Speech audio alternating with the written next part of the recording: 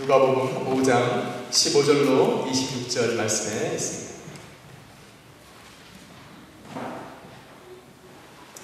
우리 다 찾으셨죠? 어려운 거 없으시니까 다 찾으신 줄 압니다. 제가 먼저 15절을 읽도록 하겠습니다. 예수의 소문이 더욱 퍼짐에 허다한 무리가 말씀도 듣고 자기 병도 나음을 얻고자 하여 모여오되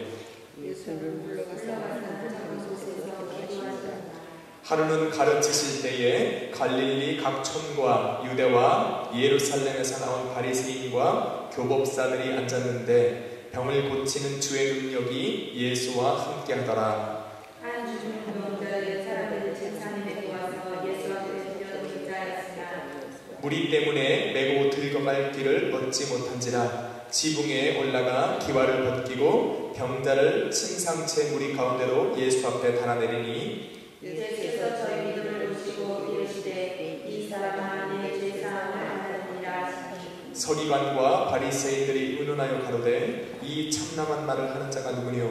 오직 하나님 외에 누가 능히 죄를 사하느냐?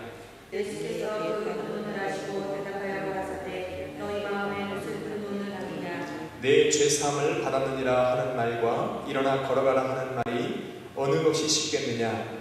그러나 인자가 땅에서 죄를 사하는 권세가 있는 줄을 너희로 알게 하리라 하시고 중풍병자에게 말씀하시되 내가 내게 이르노니 일어나 내 침상을 가지고 집으로 가라 하시니 그 사람이 저희 앞에서 곧 일어나 그 누웠던 것을 가지고 하나님께 영광을 돌리며 자기 집으로 돌아가니 모든 사람이 올라 하나님께 영광을 돌리며 심히 두려워하여 가로되 오늘날 위한 기이한 일을 보았다 하니라. 아멘. 한번 따라하겠습니다. 예수께 나온 세 사람. 예수께 나온 세 사람 예수께 나온 세 사람. 예수께 나온 세 사람 그러니까 1870년에서 80년대에 가장 유명했던 또 가장 많은 사람들을 예수께로 인도했던 한 사람을 뽑으라고 하면 우리는 여지없이 얘기할 수 있는 한 사람이 있습니다. 그 사람의 이름은 D.L. 무디 목사님이십니다. 이 D.L. 무디 목사님이 어떤 책에 보니까 400만 명을 예수 그리스도께 인도했던 사람이라고 얘기합니다. 엄청난 사람인 숫자죠. 우리가 평생을 살아가면서도 400만 명을 못 만날 것인데 이 목사님은 400만 명을 이 구원 예수께로 인도를 했다는 것은 엄청난 것입니다. 그 사람은 1837년에 그 아버지가 이 벽돌공에서 일을 하는 사람이에요.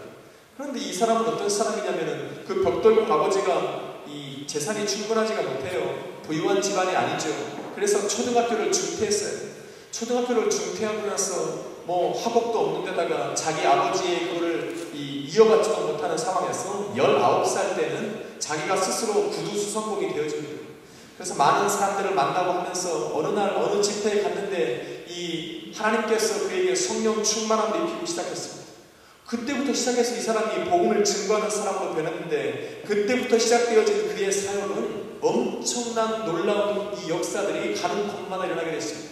영국과 유럽을 돌면서 하나님의 말씀을 증거했는데 그 소문이 입에서 입을 통해서 요즘처럼 인터넷이 발달하지 않았기 때문에 사람들의 입소문으로 세상에 있는 많은 사람들에게 알려지기 시작했는데 그 당시에는 이 무디 목사님을 모르면 거의 간첩 수준이었죠. 그 정도로 유명한 이 소문난 목사님이었다고 말합니다. 오늘 예수 그리스도를 가만히 바라보면 무디 목사님의 생애와 거의 비슷했다는 것입니다. 예수님은 부유한 집안에 태어난 것이 아니죠.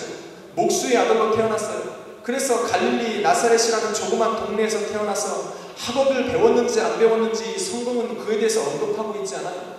여하튼 예수님께서 공생애를 시작한 이후부터 사람들의 소문의 입소문을 통해서 예수님이 당시에 가장 유명했다라고 성경은 말하고 있습니다.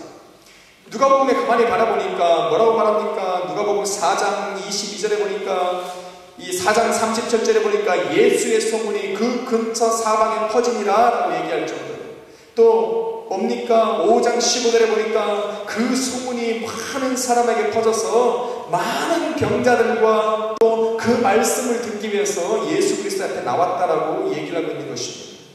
오늘 본문의 사건은 바로 그 예수님이 하셨던 또 그 행하셨던 일들을 나타내고 있는 하나의 사건이라고 하는 것입니다.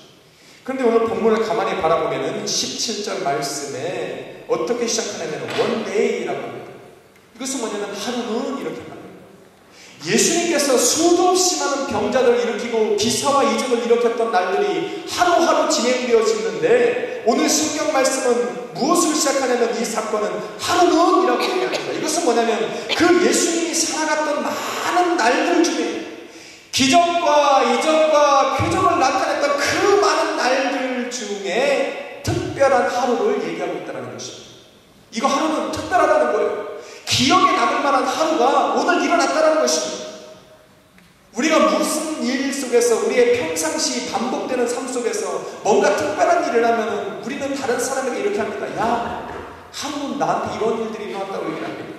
왜냐하면 그 하루라고 하는 것은 내 삶에 기억할 수밖에 없는 그 날이 내 삶 가운데 일어났다는 것이에요. 왜냐하면 그것이 무슨 어떤 다른 사건을 통해서 내 삶에 다가왔을 수도 있지만 내가 어떤 사람을 만났거나 아니면은 내가 평상시에 일어났던 이러한 일들보다 더 기억에 남는 일들이 내 삶 가운데 일어났다는 것입니다. 오늘 본문을 가만히 보니까 예수님께서는 한 중풍병자를 만났고 그 중풍병자를 고쳐 사건에 대해서 얘기를 하고 있는 것입니다. 이것이 뭐가 특별하다는 것입니다. 저는 오늘 예수 그리스도를 믿는 저와 여러분은 날마다 예수 그리스도를 따라서 살아가지고 말씀도 읽고 기도도 하면서 때로는 하나님을 찬양하고 때로는 하나님을 무릎 꿇고 기도하면서 매일매일 살아가지만 우리가 매일마다 특별하게 하나님 앞에 보일 수 있느냐라고 하는 것입니다. 우리가 하나님 앞에 신앙생활을 하면서 예수 그리스도를 믿는 사람으로서 우리에게 소망이 있다면 그것은 무엇이냐면 나의 오늘의 삶이 하나님이 보시기에 특별한 하루가 되기를 소망한다는 것입니다. 여러분은 어떻게 생각할지 몰라도 저는 그래요.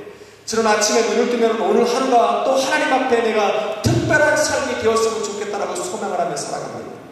때로는 그렇다고 해서 내가 날마다 하나님이 보실 때에 반드시 특별한 삶을 살아가는 것은 아니라고 생각을 하지만 제 마음이 그렇다는 거예요. 제 믿음은 그렇다는 것입니다. 내가 어떻게 하든지 아침에 눈을 떠서 잠자리에 들기까지 하나님이 보실 때에 기억할 만한 하루가 되었으면 좋겠다라고 생각을 하고 소망을 하며 살아간다는 것입니다. 오늘이 바로 그날이라는 것입니다. 바로 그렇게 소망을 하며 살아가는 저와 여러분에게 있어서 어떻게 하면 이러한 것이 특별한 날이 나의 삶에 일어날 수 있는 건가를 저는 오늘 알아보고자 하는 것입니다. 오늘 그 일어난 사건에는 이 등장인물이 세 종류의 사람이 나타난다는 것입니다. 바로 예수님 앞에 나온 세 종류의 사람들이 있다라고 하는 것입니다. 분명히 저와 여러분은 그 중에 한 사람일 수 있을 거라는 것입니다. 바로 예수님은 그러한 삶의 모습을 가지고 있는 그 사람들을 만났을 때에 성경은 바로 특별한 날이라고 얘기를 하고 있습니다. 첫 번째로 우리는 예수님을 찾아봤던 한 사람을 만날 수 있는데 바로 중풍병자입니다. 오늘 본문 사건 속에서는 주님은 중풍병자를 만났어요. 그 중풍병자는 예수님을 만났고 예수님은 그에게 내가 죄사함을 받았느니라 내 침상을 들고 일어나 걸으라고 했을 때에 그 기적을 체험하는 놀라운 하루를 맞이했다라고 하는 것입니다. 그럼 중풍병자는 어떻게 예수님을 만나서 이러한 일들을 삶 가운데에 일어나게 만들 수 있었을까? 저는 오늘 그것을 얘기하려고 하는 겁니다. 중풍병자는 어떤 사람입니까? 이것 때문에 죽지는 않아요. 그런데 삶이 불편한 사람을 중풍병자입니다. 그 바로 앞전에 바라보니까 예수님은 누구를 만나냐면 문둥병 걸린 사람을 만났어요. 문둥병과 중풍병이 다른 것은 조금 달라요. 문둥병은 살아있는